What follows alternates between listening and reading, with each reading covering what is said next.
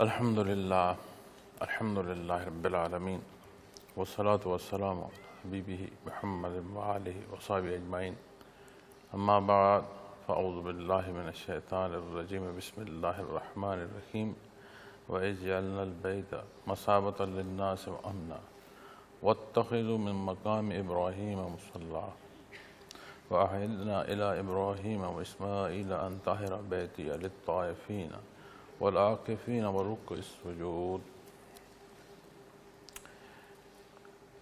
اللہم سبحانک لا علم لنا الا ما علمتنا انک انت العلیم الحکیم۔ مولایا صلی وسلم دائما ابدا علی حبیبک من زان بالاصول۔ معزز سامعین کرام، السلام علیکم ورحمۃ اللہ وبرکاتہ۔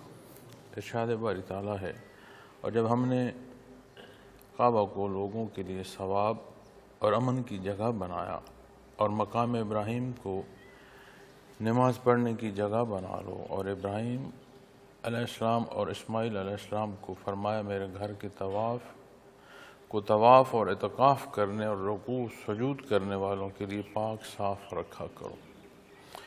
معزز سامعین کرام، رمضان المبارک کا مبارک مہینہ ہے اور دوسرا عشرہ اختتام کو ہے، اور رمضان المبارک کا تیسرا عشرہ وہ مبارک عشرہ ہے جس میں اللہ کریم نے بندے مومن کے لیے متقف ہونا پسند فرمایا ہے، اور اعتکاف وہ عبادت ہے جو سنت ہے، فرض نہیں ہے۔ اس میں جب آپ اعتکاف پر بات کریں گے تو دو پہلو اعتکاف کے یا دو صورتیں ہیں، ایک سنت اعتکاف اور ایک نفلی اعتکاف۔ مزید انشاءاللہ اس آیہ کریمہ کی تفسیر کے ساتھ اس موضوع پر بھی چند گزارشات عرض کروں گا۔ اور 17 رمضان المبارک وہ مبارک دن ہے جس دن پہلی حق و باطل کی جنگ ہوئی، غزوہ بدر، جس میں نبی کریم صلی اللہ علیہ وسلم نے بنفس نفیس شرکت فرمائی۔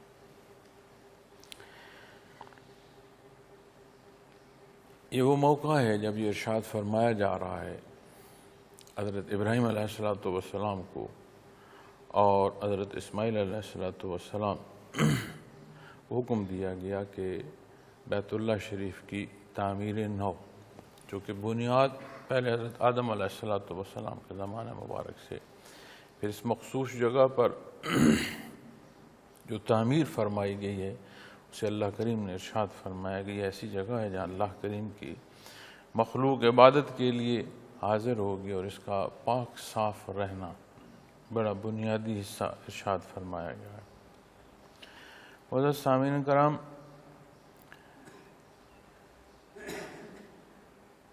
اس کی تعمیر میں بھی ایسے معجزات ہیں جو پتھر کا وزن ہے اور جو عمارت کی بلندی ہے، یہ دو افراد سے ممکن نہیں ہے کہ وہ پتھر یا وہ بلندی اسے جمع کیا جا سکے۔ مقام ابراہیم پر ایک پتھر آج بھی موجود ہے جسے چاندی میں ڈھانپ کر اور ایک پورا اس پر حفاظتی خول لگا کر رکھا گیا ہے مقام ابراہیم پر۔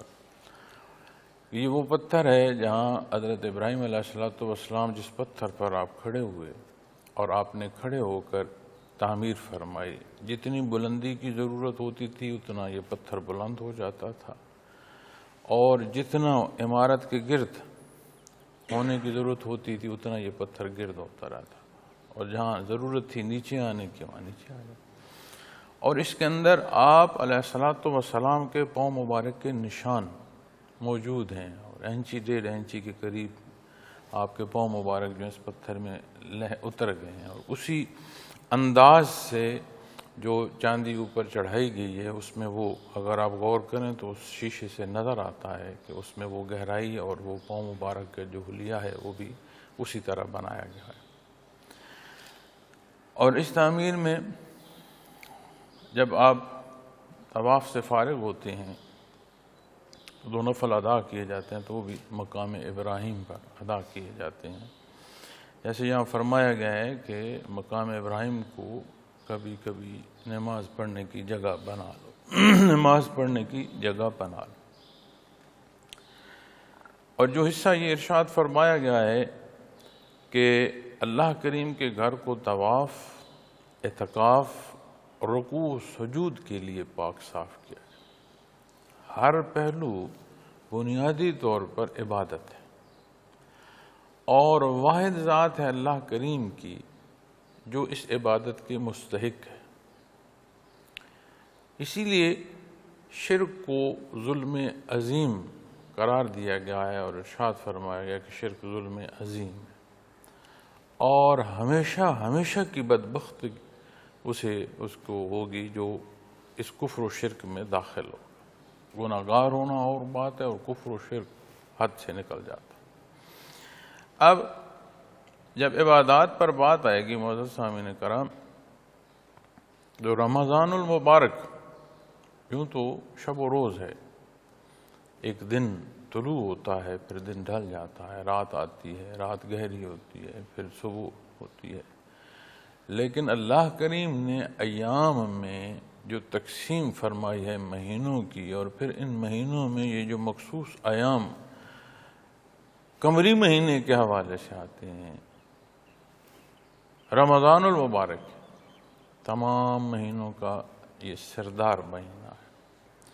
پھر اس کے عشرہ جات پر جو نبی کریم صلی اللہ علیہ وسلم نے ارشاد فرمایا ہے کہ اس کا پہلا عشرہ رحمت کا ہے، تو پیچھے جو 11 مہینے گزر کر ہم آئے، ہم نے جو زندگی بسر کی، ایک ایسا مسافر جو کسی سفر پر محو سفر ہو اور کچھ کمی بیشی نہ کر رہا ہو، ساری توجہ اس کی اپنے سفر پر ہو، لیکن سفر سے آلودگی اس کے کپڑوں پر پڑتی ہے، اس کے وجود پر پڑتی ہے، اس کی سواری پر پڑ رہی ہے، حالانکہ وہ مٹی سے کھیل نہیں رہا، وہ خود مٹی اڑا نہیں رہا، لیکن وہ جو سفر کی کیفیت ہے، وہ جو مسافت کا طے کرنا ہے، وہ گرد و غبار اس پر پڑ رہا ہے۔ اسی طرح یہ جو 11 مہینوں کا ہم سفر کر کے رمضان المبارک میں پہنچتے ہیں، تو میں اپنے سفر کو دیکھوں تو وہ مسافر جس کی میں مثال دے رہا ہوں، اس کے سامنے تو منزل ہے، تو مجھ جیسے کمزور اور خطا کار لوگ جو ہیں، یہ تو پھر کتنی ہی خطائیں کرتے ہیں، کتنی ایسے بے عملی ہوتی ہے۔ اللہ کریم ہمیں معاف فرمائے، عمل صالح کی توفیق عطا فرمائے، وگرنہ اثرات جو زندگی صالح بسر کرتے ہوئے بھی پڑتے ہیں، جیسے معاشرے میں گئے، جن لوگوں سے واسطہ پڑا، ان کا جیسا مزاج ہے اس طرح کے اثرات پڑے۔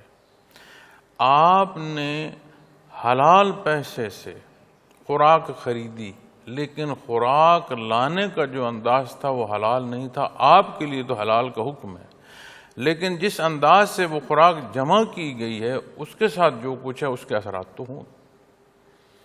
اسی طرح لباس ہے، ہم جس لباس سے اپنا سطر ڈھانپ رہے ہیں، یہ لباس سود کی نظام سے بنا ہے۔ جس جائے نماز پر ہم سربسجود ہیں، مساجد میں جو غالیچے ہم نے ڈال رکھے ہیں، اس سارے کو اگر آپ تحقیق کرو تو سودی نظام کے تحت یہ ایک ایک دھاگے کی بنت ہے۔ اب خریدی گئی حلال پیسے سے ہے، رکھی گئی خانہ خدا میں، پر شے جو ہے اس کا اصل کیا ہے؟ اس کا اثر تو کچھ ہوگا۔ اسی طرح جو لوگ محو عبادت ہیں اور معمولات زندگی سے گزرتے آتے ہیں، تو سفر کی دھول تو ہے، پھر ہم جیسے جو کمزور لوگ ہیں، جو خود کمزوریاں کرتے ہیں، خطائیں کرتے ہیں، جانے وہ پھر کیا کچھ آلودگی ہوگی وجود پر، مزاج پر، کیفیت اور حال پر کیا کچھ ہوگا۔ لیکن جب رمضان المبارک نصیب ہوتا ہے اور اس کا پہلا عشرہ، نبی کریم صلی اللہ علیہ وسلم نے ارشاد فرمایا رحمت کا ہے۔ اب اللہ جل شانہ کی رحمت جب نصیب ہوتی ہے تو پھر وہ احساس جو اس حصے تک پہنچاتا ہے کہ جو کچھ تجاوز ہے وہ زیادتی ہے، اپنی کم مائگی کا احساس، اور وہ کم مائگی کا احساس نہ صرف کردار بلکہ سوچوں کی جو کمزوریاں ہیں ان تک کے پہلوؤں کو اجاگر کر دیتا ہے۔ ہر چیز احساس میں آنا شروع ہو جاتی ہے۔ پھر اللہ کریم سے جو انابت نصیب ہوتی ہے اس پر اس کا کرم اور احسان ہوتا ہے کہ اس دھول کا سے صفائی کا موقع، اس دھول کے دھلنے کا موقع نصیب ہوتا ہے۔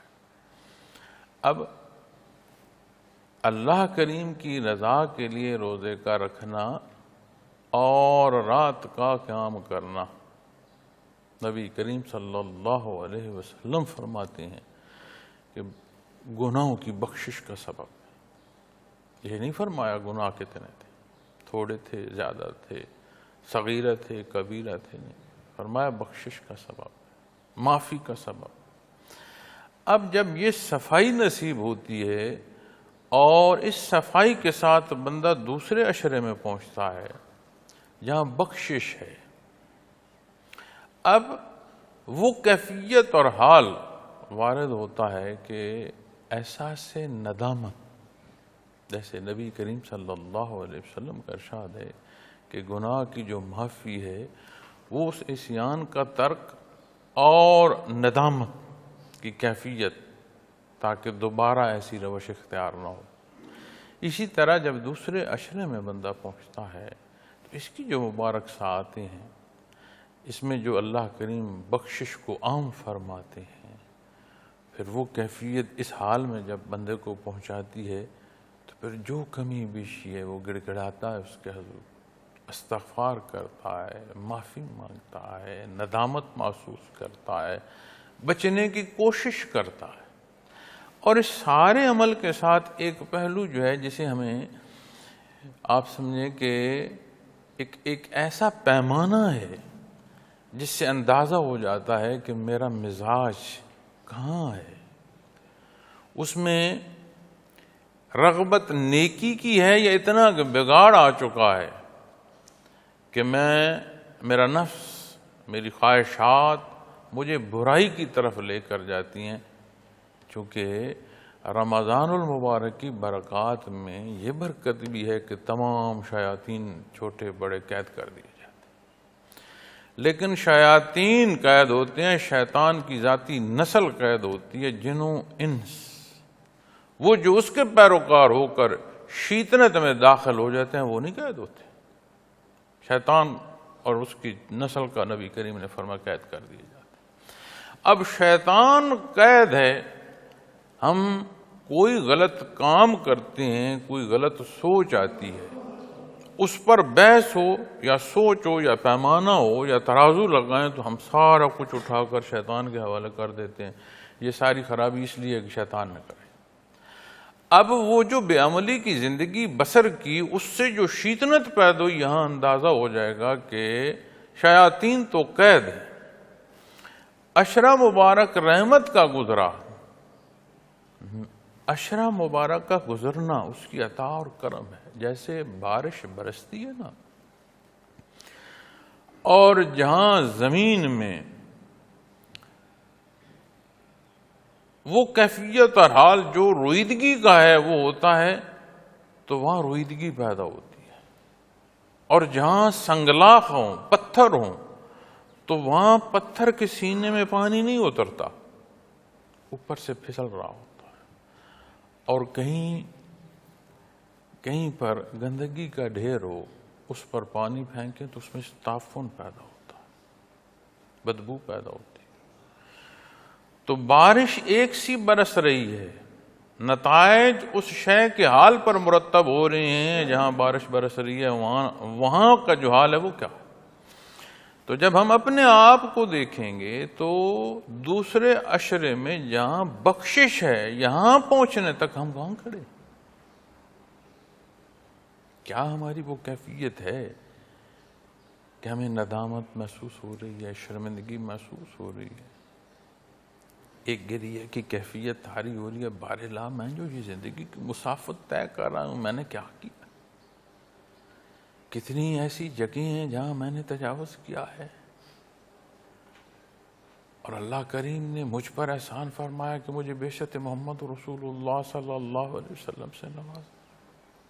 میں آج اپنی زندگی کی کمزوریوں کو دیکھتا ہوں، پھر میں جواز دیتا ہوں کہ میں بیمار تھا اس لیے عبادت نہیں کر سکا، میری بڑی مجبوری تھی اس لیے میں عبادت نہیں کر سکا، مخلوق کے حقوق ادا اس لیے نہیں کر سکا کہ میں فلاں جگہ مصروف تھا۔ اور یہ بھول جاتے ہیں کہ جیسے میں نے آج عرض کیا کہ 17 رمضان المبارک غزوہ بدر کا دن ہے، 313 صحابہ، خوراک پوری نہیں، کھجور تقسیم ہو رہی ہے، منہ روزہ ہے، اسلحہ نہیں ہے، کہیں تلوار ہے کہیں نہیں ہے، کہیں نیزہ ہے کہیں نہیں ہے، کہیں چھڑی ہے، لباس پورا نہیں ہے، بمشکل سطر ڈھانپا جا رہا ہے، اور مقابل 1000 کا لشکر اور لیس ہر طرح کے اسلحے سے، جو بھی جنگی ضرورت ہے اس تمام سے لیس پوری تیاری کی گئی۔ پھر اس لشکر کی تیاری کے لیے تجارت کی گئی جس میں ہر ایک نے حصہ ڈالا، اور جو آمدن ہوئی ساری خرچ کی گئی، ایک ایک نیزے ایک ایک تلوار سے لے کر زرہ اور سواری تک پوری تیاری کر کے وہ 1000 کا لشکر اسلام کے مقابلے اتارا گیا۔ اور دوسری طرف کیا ہے، خوراک پوری نہیں ہے، کھجور تقسیم ہو رہی ہے، ایک اس کی کھجور ایک ان کی کھجور ایک ان کی کھجور، اور نبی کریم صلی اللہ علیہ وسلم جلوہ افروز ہیں، عریش بدر، وہ جھونپڑی جس میں بدر میں آپ تشریف فرما ہے، ہماری پنجابی میں جسے کہتے ہیں نا، ایک ککھ سے بنی ہوئی، ککھوں سے بنی ہوئی، گھاس پھوس جمع کر کے، چار جھنکار جمع کر کے ایک آپ کے لیے عارضی قیام گاہ تعمیر کی گئی۔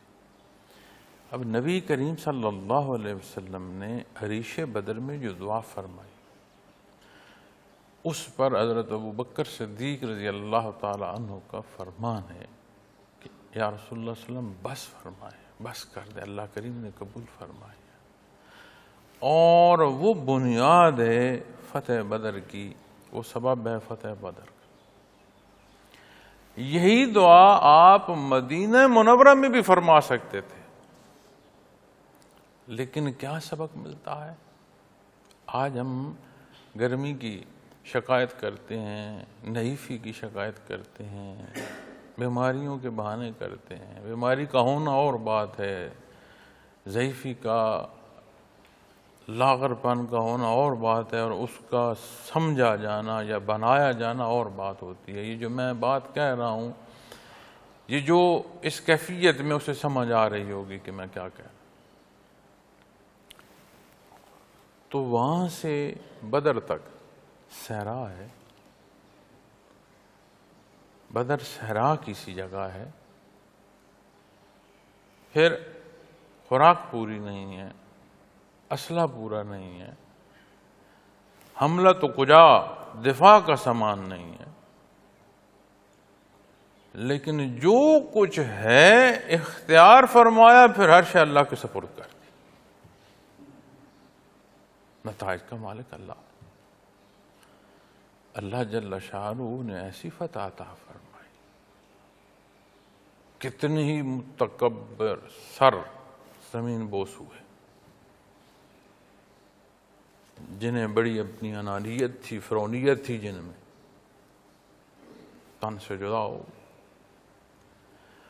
اس کیفیت اور حال، چونکہ بعثت محمد رسول اللہ صلی اللہ علیہ وسلم سے ہماری رہنمائی ہے، ہمیں وہ آشنائی جو ضرورت ہے، بنیاد ہے ایمانیات کے حصوں کی، وہ نصیب ہوتی ہے۔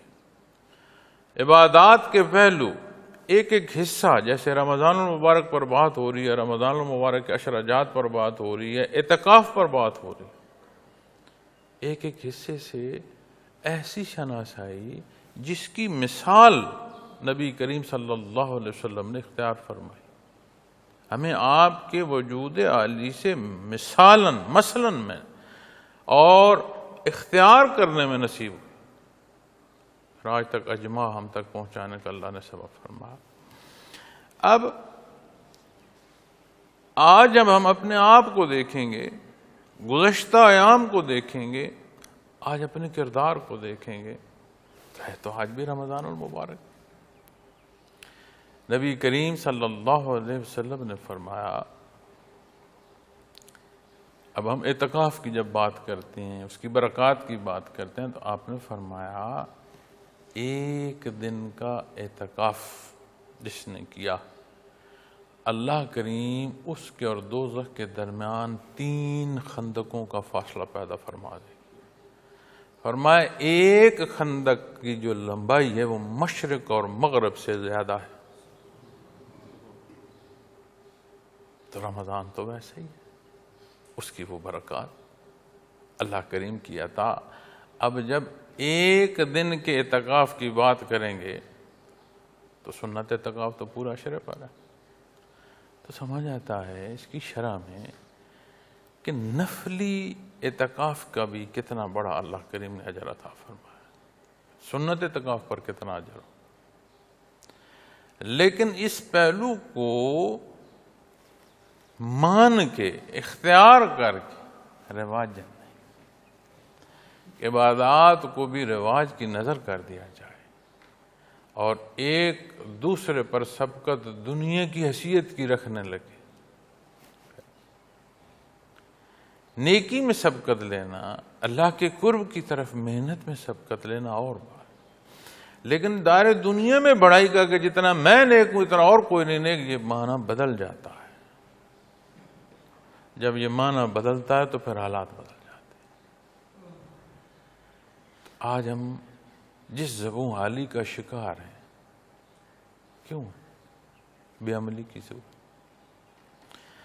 آج ہر شے ہے، کمزوری اتنی ہے کہ کہیں کوئی آواز آئے تو ہم کانپنا شروع کر دیتے ہیں، جانے ہمارے ساتھ کیا ہو۔ تو آپ صلی اللہ علیہ وسلم کا امت کچھ نہیں ہے، سینہ سپر ہے، اللہ فتح عطا فرما دے۔ لیکن جب ہم کسی موضوع پر بحث کرتے ہیں تو اس کے ایک حصے کو لے کر دوسرے حصے پر، چونکہ دین اسلام ضابطۂ حیات ہے، زندگی کے ہر پہلو کو مخاطب فرماتا ہے، ہر رشتے کو مخاطب فرماتا ہے، ہر حیثیت کا سوال اس میں موجود ہے۔ تو جب ہم جہاد کی بات کرتے ہیں تو صرف جہاد بالسیف لیا جاتا ہے، کردار کی بات چھوڑ دیتے ہیں، اور پھر جو کردار یا دعوت اور تبلیغ کی بات کرتے ہیں وہ کہتے ہیں اس کی ضرورت ہی نہیں۔ ہر اس شے کی ضرورت ہے جسے نبی کریم صلی اللہ علیہ وسلم نے اختیار فرمایا اور اختیار کرنے کا حکم فرمایا، اور بس کسی کی عقل مندی اس میں نہیں گنجائش۔ یہ ہماری عقل مندیوں کے دخل ہیں، ہماری پسند و ناپسند کے دخل ہیں کہ جو آج ہماری زبوں والی ہے۔ مسلمان باعمل ہے، مثبت کردار ہے، ہماری تبلیغ تو ہم ہی ہیں، جو غیر مسلم ہے اس تک حق کون پہنچائے گا؟ مظلوم کی تفریق کیا مسلم اور غیر مسلم میں کی جاتی ہے؟ عدل اور غیر عدل، جو عادل فیصلے ہیں ان کی تقسیم کیا مسلم اور غیر مسلم پر کی جاتی ہے؟ خوبصورت نظام ہے دین اسلام، جاننا، سمجھنا، اختیار کرنا، پھر محض واسطے اللہ۔ اب یہ جس عشرے سے ہم گزر رہے ہیں، اختتام پذیر ہونے کا دوسرا عشرہ بخشش کا، داخل کہاں ہو رہے ہیں؟ آگ سے بریت کا، دوزخ سے بریت کا، دوزخ کی آگ سے آزادی کا۔ اب اپنے آپ کو تمام لذات سے روک لینا، روزے کی حالت میں جو حصے حلال ہیں، جو کھا پی سکتے ہیں مخصوص وقت میں، اس سے بھی روک گئے۔ جو زندگی کے معمولات ہیں معتکف کی کیفیت میں جب پہنچے ان سے بھی روک گئے، اور ایک عجیب سی کیفیت معتکف کی ہو جاتی ہے. بڑا مصروف ہے انسان، بے شمار کام ہیں، کاروبار ہیں، لین دین ہے، رشتے تعلق، بہت مصروف ہے، وقت نہیں ہے. تاہم ملک الموت وارد ہوتا ہے، ہر شے کو کاٹ کے رکھ دیتا، ہر شے الگ، ہر شے رہ گئی جسے بڑی فکر تھی، رہ اس کی فکر یہاں کی بھی گئی، فکر اگلی پڑ گئی، چلا گیا، ہر شے رہ گئی.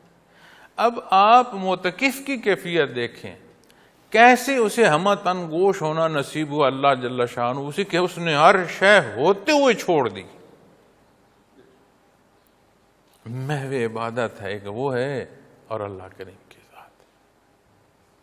کاروبار کیا ہے، کہاں ہے، رشتے کہاں کیا ہے، خود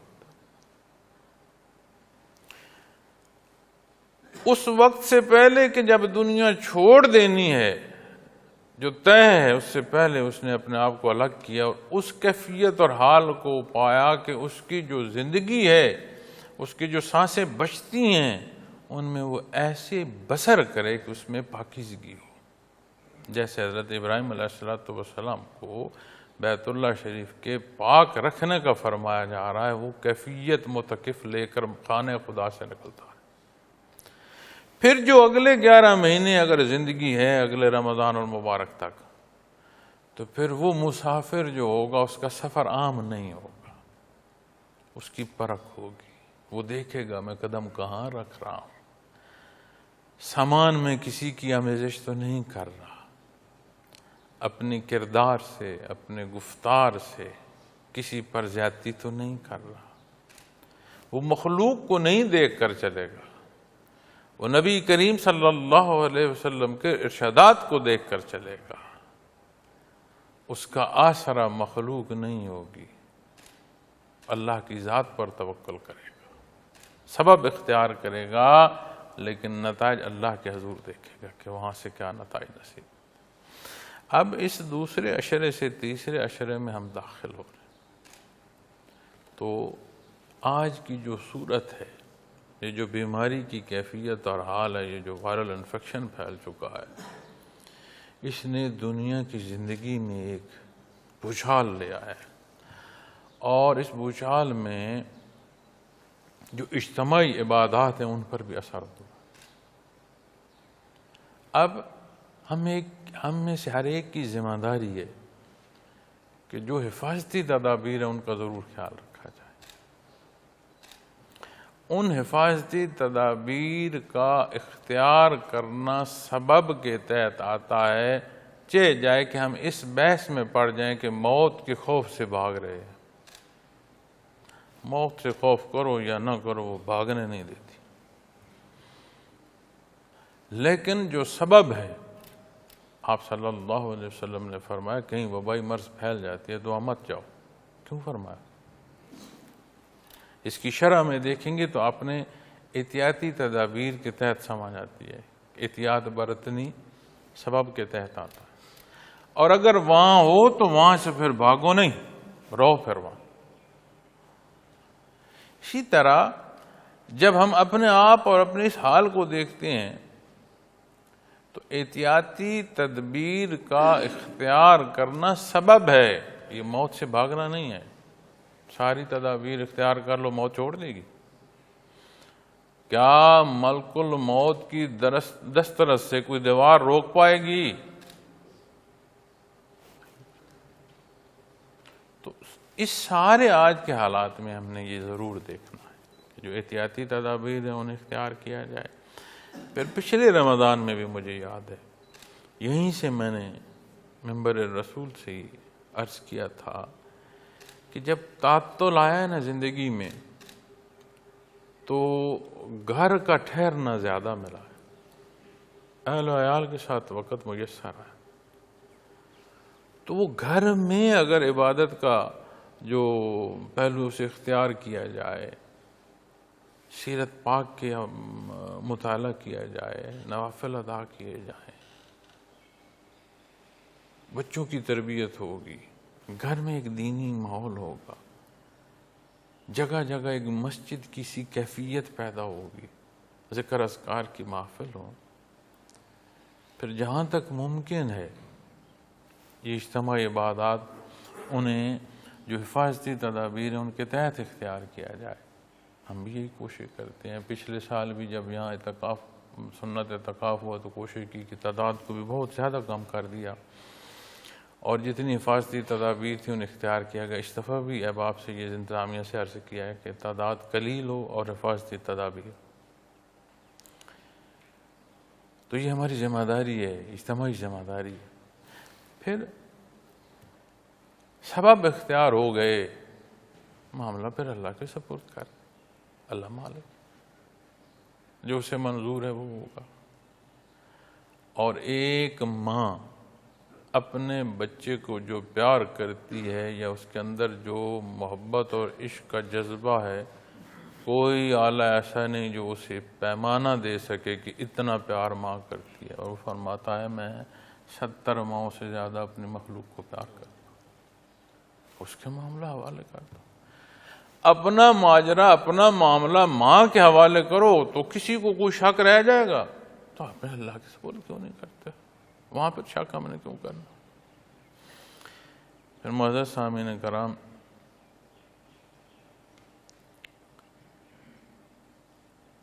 اس آخری عشرے میں راتوں کی سردار رات لیلۃ القدر عطا فرمائی۔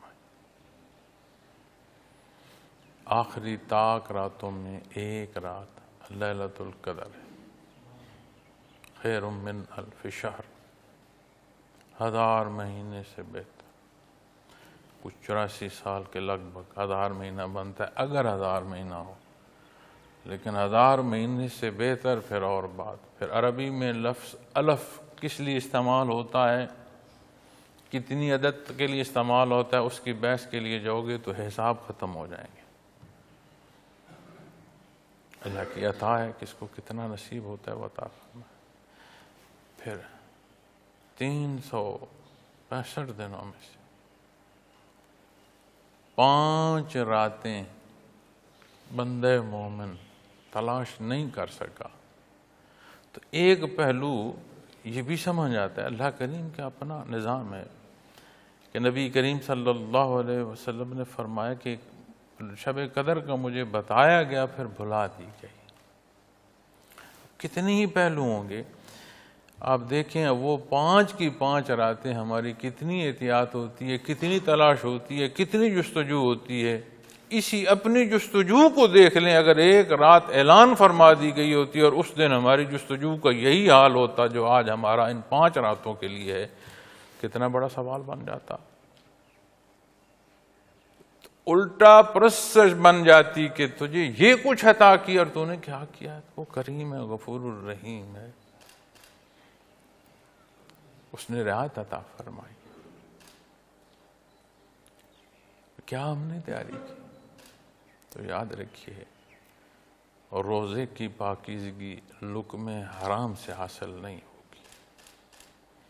اسی طرح عبادات میں ہر رکوع و سجود ذاتی بڑائی کو نہیں چاہیے۔ عبادات ذاتی بڑائی کرتے کرتے شیطان کہاں سے دتکارا گیا، کہاں جا کر اس نے تکبر کیا۔ تو جہاں بیٹھا تھا وہاں کیا عبادات کرتے ہوئے نہیں گیا تھا، زوم ذاتی میں کرتا گیا۔ جب ظاہر ہوا، نتائج آگے، کیا ہوا؟ متکبر ہوا، قیامت تک کے لیے دتکارا گیا۔